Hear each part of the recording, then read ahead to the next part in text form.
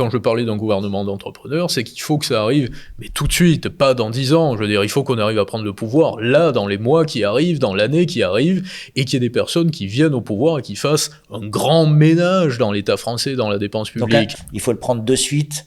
Mais demain, on fait quoi pour faire ? La première des choses, c'est qu'on fait ce que nous faisons, c'est-à-dire qu'on continue à parler librement et on dit voilà ce qu'est notre projet, comme avait dit Macron lorsque c'était le mauvais projet. Mais le vrai notre projet, c'est d'avoir une économie libérale qui marche, d'être libre, de n'accepter jamais qu'il y ait une édile politique qui aille contre la loi de la déontologie, du savoir-faire des artisans, des architectes, des avocats, des entrepreneurs, du marché, de l'intégrité physique, qu'il n'y ait plus aucune élite politique qui puisse prendre des décisions qui aillent contre sa population.